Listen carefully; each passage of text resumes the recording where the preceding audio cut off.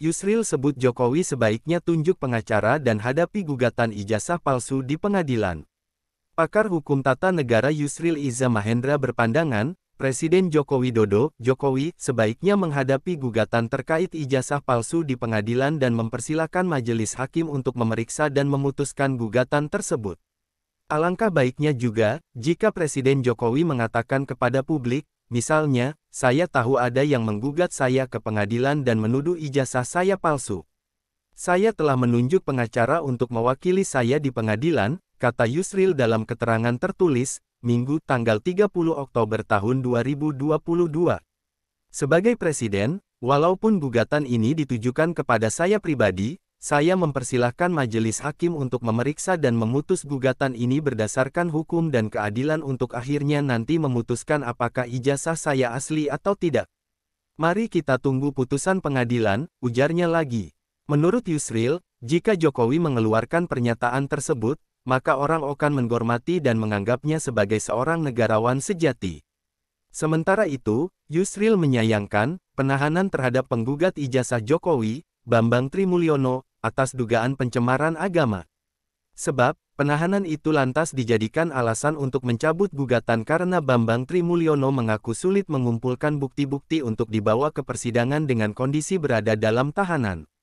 Semestinya polisi tidak usah menahan BTM Bambang ketika dia sedang mengajukan gugatan ijazah palsu Jokowi ke pengadilan.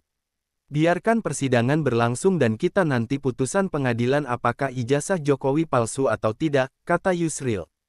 Yusril mengatakan, hukum sesungguhnya adalah mekanisme untuk menyelesaikan konflik secara adil, damai, dan bermartabat.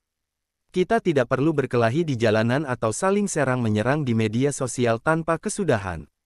Bawa persoalan itu ke pengadilan dan biarkan hakim memberikan putusan yang adil, ujar Yusril. Sebelumnya, penggugat ijazah Presiden Jokowi, yakni Bambang Trimulyono akhirnya mencabut gugatannya tersebut. Melalui kuasa hukumnya yakni Ahmad Khozinuddin, Bambang mencabut gugatan itu pada Kamis tanggal 27 Oktober tahun 2022. Ahmad Khozinuddin merasa kesulitan menyiapkan pembuktian lantaran kliennya kini ditahan dan berstatus tersangka.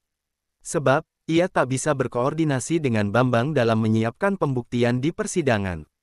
Langkah hukum yang kami tempuh ini adalah upaya untuk melindungi kepentingan klien kami. Kalau perkara tidak dicabut, perkara akan kalah di persidangan maka klien kami akan kehilangan hak hukum, ujar Khozinuddin.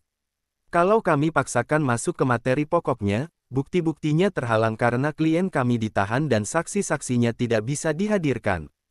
Karena yang punya akses ini adalah klien kami, tentu akan merugikan kepentingan hukum klien kami, katanya lagi. Tim kuasa hukum Bambang telah menyerahkan surat pencabutan dengan klasifikasi perkara perbuatan melawan hukum itu ke Pengadilan Negeri PN Jakarta Pusat pada Kamis lalu. Menurut Khozinuddin, PN Jakarta Pusat telah menerima surat pencabutan perkara itu. Klik subscribe dan follow.